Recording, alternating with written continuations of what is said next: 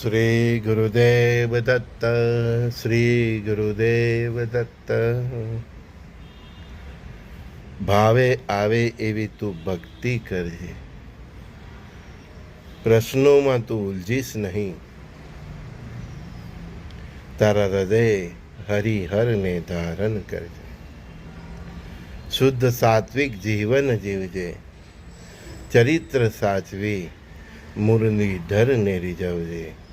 ભાવે તારા હૃદય જે આવે એવી ભક્તિ તું કરજે.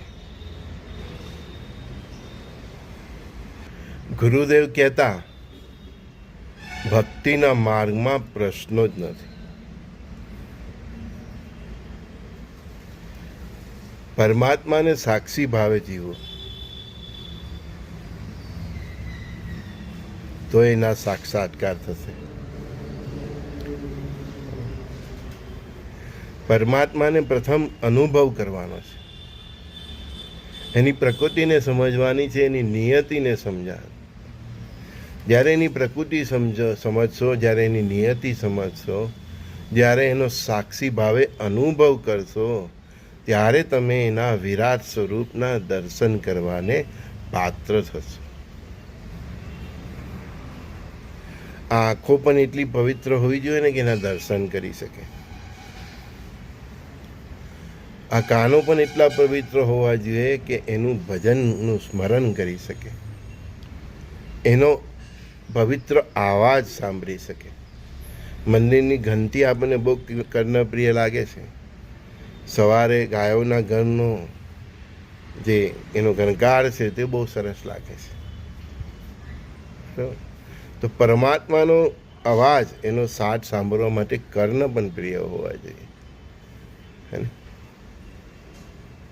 દેવી માં અને દેવ આવે છે ત્યારે જે દુર્લભ જે સુગંધ પ્રસરે છે, એ સુગંધને મહેસૂસ કરવા માટે આપણું આ નાક પણ પવિત્ર હોવું જોઈએ. એને ભાવથી પુકારવા માટે આપણું આ મુખારવિંદ પણ પવિત્ર હોવું જોઈએ. સર્વ ઇન્દ્રિયો એને સમર્પિત હોવી જોઈએ. ત્યારે પરમાત્માનો સાક્ષાત્કાર થાય છે. આ જે આકાશ છે ને ભાઈ, એ તમારું કોમ્પ્યુટર છે ને, એની સ્ક્રીન છે. એની અંદર જેટલા ડોટ છે ને એટલા જીવ અને આત્મા, એની પર એની નજર છે. આકાશનો કોઈ અંત નથી, તેમ જીવો અને આત્માનો પણ કોઈ અંત નથી, અનંત છે. અને એટલે આપણે કહીએ છીએ કે અનંત કોટી બ્રહ્માંડ નાયક મહારાજાધિરાજ યોગીરાજ પરબ્રહ્મ સચ્ચિદાનંદ ભક્ત પ્રતિપાલક સમર્થ સદગુરુ શ્રી ગજાનન મહારાજ કી જય. કોઈ સાંઈ બાબા કે, કોઈ દત્તાત્રેય કે, કોઈ વાસુદેવ કે, છે તો એક જ પરમ તત્વ. જેમ પિતા એક જ છે, માતા એક જ છે, તેમ એના બાળકો અનેક છે. એમ બસ આપણા માતા પિતા એક જ છે, અને જે કોમ્પ્યુટરની જે સ્ક્રીન છે તે એક જ છે. એ સ્ક્રીનને નિહાળનાર એક છે, એની અંદર જેટલા ડોટ છે એટલા એ જીવાત્મા છે અને આત્મા છે. એને સાક્ષી ભાવે જે જીવનું જેવું જીવન, એવું એ સ્ક્રીનની ઉપર ફલિત થઈ જ જાય છે અને દેખાઈ જ જાય છે આ કોઈ હીરો છે મારો. જેટલા મોબાઈલ ટાવર હાથી જોડાયેલા છે ને, એટલા શરીરરૂપી મોબાઈલ બધા જ એના ટાવર સાથે જોડાયેલા છે. કોઈ જીવ એની કનેક્ટિવિટીથી બાકી નથી. જેટલું તમારું આત્મા સ્વચ્છ, જેટલું તમારું મન સ્વચ્છ, જેટલું તમારું જીવન સ્વચ્છ, એટલું આ મોબાઈલ રૂપી દેહ એ ટાવર સાથે એનું સિગ્નલ પકડવા માટે એટલું સામર્થ્યવાન થાય છે. એ પછી એનો સાક્ષી ભાવે અનુભવ થાય છે. તમારી સામે આવનાર દરેક જીવાત્મા મનુષ્યની અંદર એના જ દર્શન થાય છે. એ જ તો પરસ્પર દેવનો ભાવ છે ને. સાક્ષી ભાવ જ તો સખા ભાવને સમજાવે છે. સંજુ બાજાને સમજાવેલું એના ગુરુનું જ્ઞાન બહુ ભૂત છે, પણ નિત્યના મારા 5 શબ્દોનું કેટલું મહત્વ છે તે સમજો. શુદ્ધ સાત્વિક જીવન, 2 શબ્દ થયા હે ને, શુદ્ધ અને સાત્વિક. ત્રીજું ચરિત્ર, સખાભાવ અને પરસ્પર ભાવ. એ શબ્દોનું કેટલું મહત્વ છે. સર્વ ગીતા, વેદ, ઉપનિષદ, સર્વ શાસ્ત્રોનો સારાંશ આ 5 શબ્દો છે.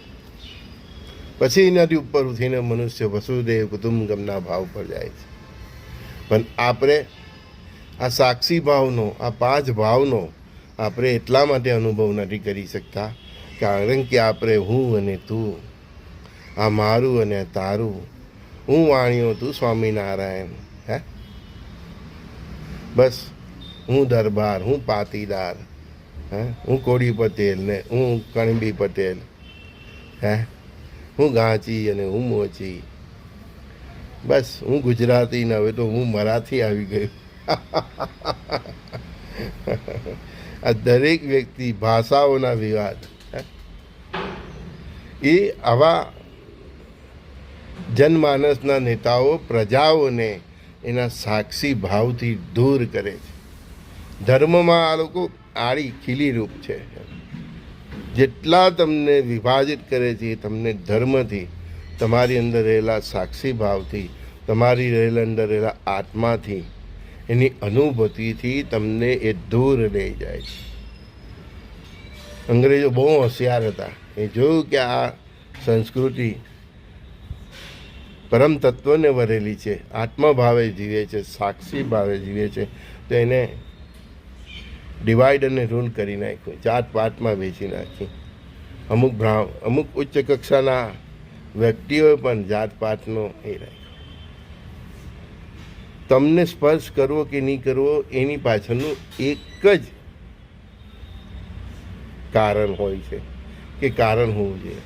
દાખલા કે તમે શુદ્ધ સ્નાન કરીને પૂજા કરવા જાઓ છો અને કોઈ વ્યક્તિ આવે ને તમને સ્પર્શ કરે તો તમે સ્પર્શ નહીં કરો, કે હમણાં જ મેં સ્નાન કર્યું છે, સ્નાન કર્યા પછી પવિત્ર ભગવાનના પૂજા કરવાના વસ્ત્રો ધારણ કર્યા છે, તો તમે કોઈને સ્પર્શ નહીં કરો, એ બરાબર છે.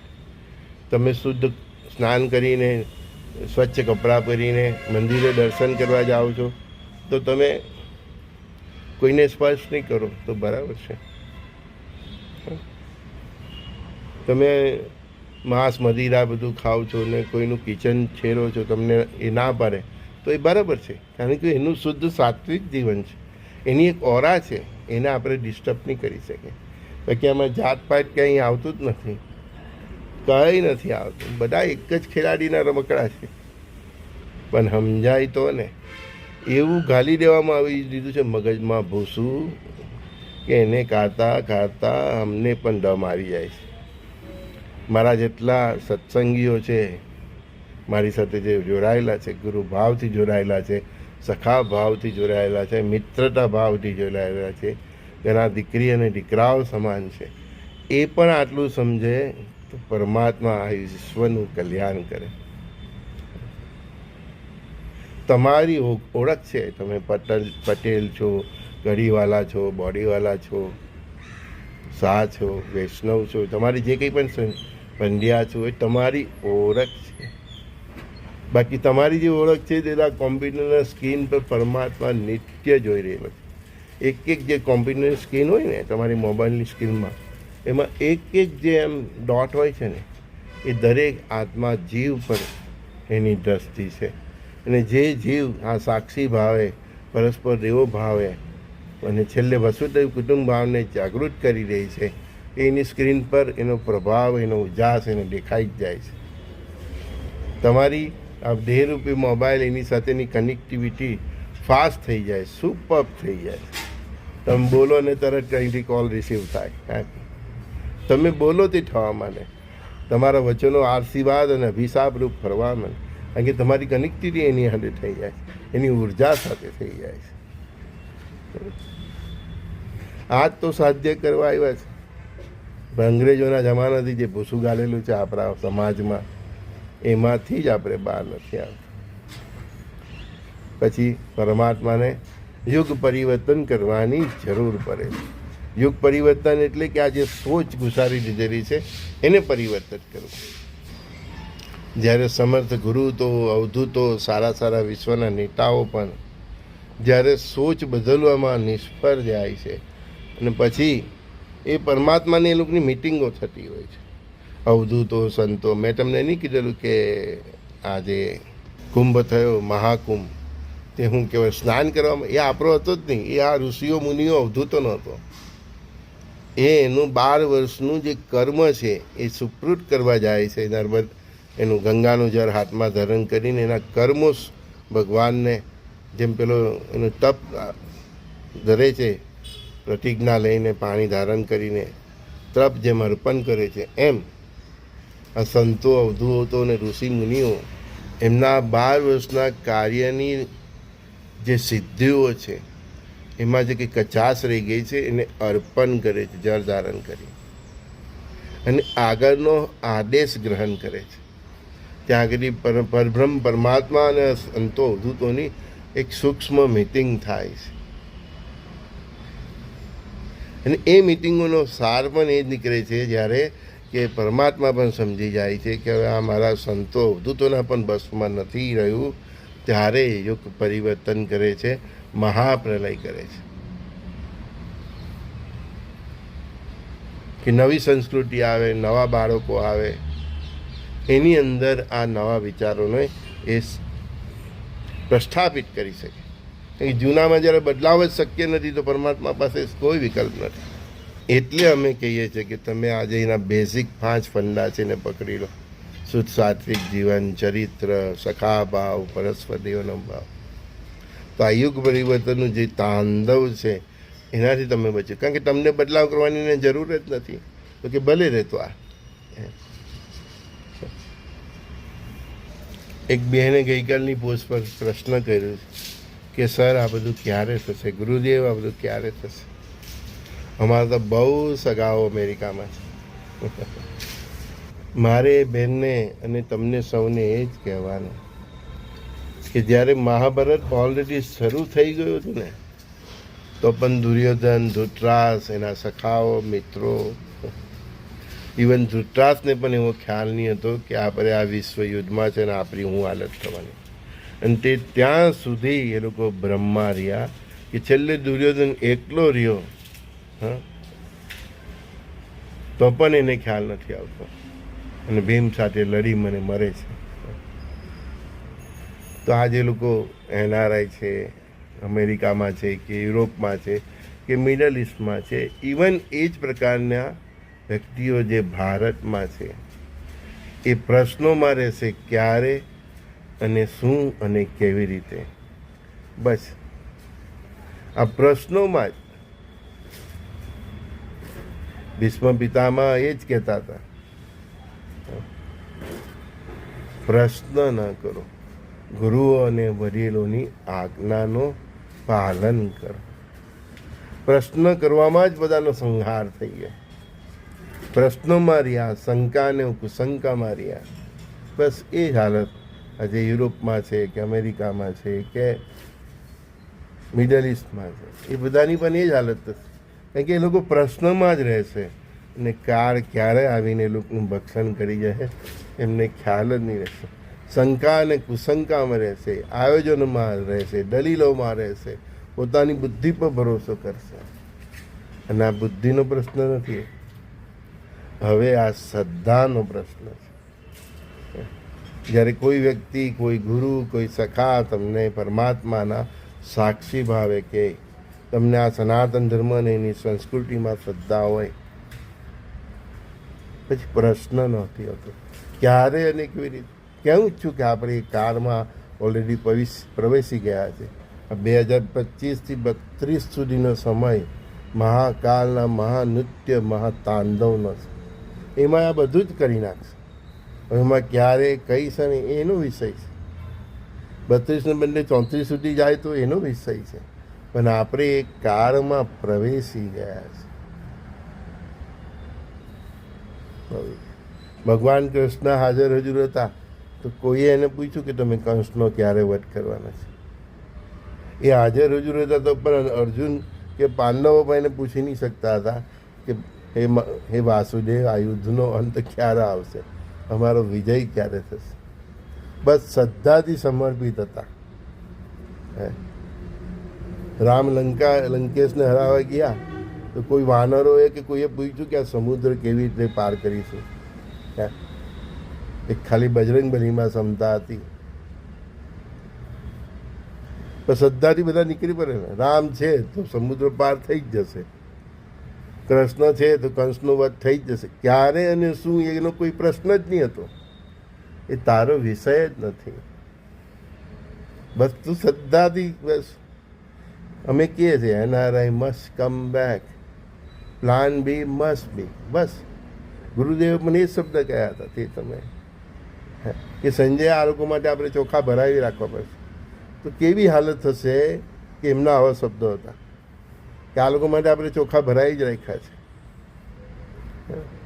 હવે એ શબ્દો પર જેને ભરોસો છે તેને એની બાજી સમેટી જ લીધી હશે કે સમેટવામાં માંડ્યો હશે. ક્યારે અને હું પ્રશ્ન જ નથી આવતો. મને એમ કહ્યું કે ભાઈ સુઝુકી મારે સ્કૂટર લેવું હતું, તો હું ગુરુ મહારાજ પાસે ગયો, બાપજી મારે સ્કૂટર લેવું. તો કે સુઝુકી લે. એ જમાનામાં ઇન સુઝુકીનો બહુ જમાનો હતો. મારી ઈચ્છા તો હોન્ડાની હતી, બસ સુઝુકી લે. આજની તારીખે તમારો સખા સુઝુકીના જ વાહનોનો ઉપયોગ કરે છે. મારુતિમાં પણ સુઝુકીનું એન્જિન છે. બસ શબ્દ પકડી રાખ્યો છે. કેમ અને શું એ પ્રશ્ન જ નથી. આ તો ગાડી લેવાનું કે આપણને કોઈ ગુરુ તો કે હું પેટ્રોલ કઈ ના પુરાવા. તને ભગવાન બેઠાને ખાવાનું આપે છે તો ગાડીમાં પેટ્રોલ પણ આપશે. પ્રશ્નો કરવાના જ નથી હોતા. મને કીધું દીકરા સુઝુકી કંપનીની સર્વિસ સારી, એક જ શબ્દ કીધો. તો મને હોન્ડાનો મોહ હતો તો મેં સુઝુકી લીધું.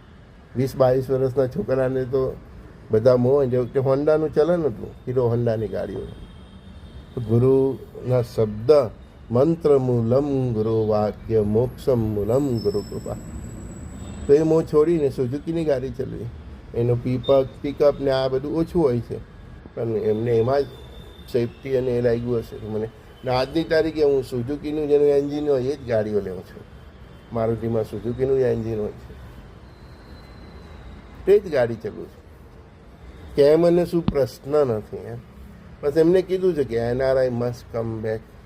આ યુરોપ, કેનેડા ને અમેરિકાની શું હાલત થવાની છે બધું કીધું છે. એના આધારે તો તમારી સાથે એ ગુરુઓ, અવધૂતો, ઋષિઓ સાથેના સત્સંગનો આધાર છે. અને એમને જે સમય કાળ કીધો તે કાળમાં જ બધું શરૂઆત થયું છે. એ દિશામાં જ બધું જઈ રહેલું છે. તો હું તમને અવગત કરું છું. હું ક્યાંથી જ્ઞાની? હું તો ભાઈ તમારા જેવો સામાન્ય માણસ છું. બસ મારા પર એટલી કૃપા છે એમની કે આવનારા સમયની ઘટનાઓના શ્રી ગુરુદેવ દત્ત, શ્રી ગુરુદેવ દત્ત. બસ શ્રદ્ધા અને સબૂરી હોય તો ક્યારે શું થવાનું છે એ પ્રશ્ન છોડો. બસ તમે તમારી બાજી સમેટવા માંડો.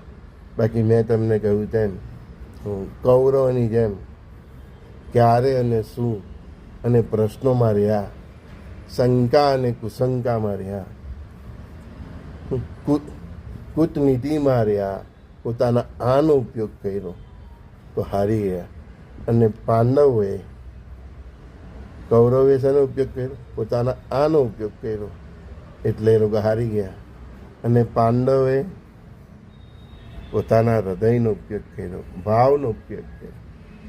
એ અર્જુનનો ભાવ જો કે જ્યારે ભગવાન વાસુદેવે એમ કહ્યું કે મારી આ વિશાળ સેના છે ને હું એક બાજુ હું છું, તો આમાંથી તમને જે જોઈએ તે પસંદ કરી લો. તો દુર્યોધને દિમાગનો ઉપયોગ કર્યો અને વાસુદેવની વિશાળ લક્ષ્મીની સેના માંગી લીધી. અને તે વખતે એને અર્જુન મૂર્ખ લાગતો હતો, કારણ કે એ હૃદયથી વિચારતો. એને ભાવથી વાસુદેવને માંગી લીધા. વાસુદેવની ઓર પરીક્ષા કરી કે હું યુદ્ધમાં સામેલ નહીં થઈ, તું ભલે મને માંગે. તે કે કંઈ નહીં, તમારી હાજરી માત્ર મારા માટે કાફી છે. એ અર્જુનને પરમાત્માની હાજરી માત્રથી વિજય મળ્યો. તો બસ તમે એ જ વાસુદેવના શબ્દો પર વિશ્વાસ રાખીને તમારી બાજી સમેટી લો. ક્યારે અને હું એ પ્રશ્નોમાં રહેશે કેમ અને શું એ પ્રશ્નોમાં રહેશે. જે પ્રશ્નોમાં રહેશે, શંકાઓમાં રહેશે, પોતાની આનો વિશેષ ઉપયોગ કરશે.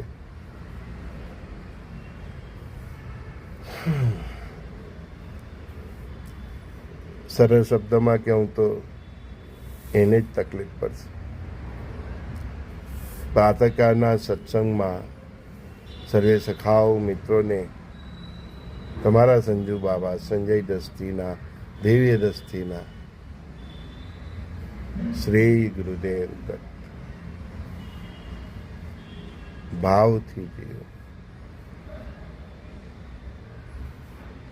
શ્રાવણ મહિનો છે, કોઈ મંત્ર તંત્ર નથી આવતું, બ્રાહ્મણને બોલાવવાની તમારી આર્થિક ક્ષમતા નથી, કંઈ નહીં, શ્રદ્ધાથી બીલીપત્રને ચડાવો, ઓમ નમઃ શિવાયનો જાપ કરીને ચડાવો.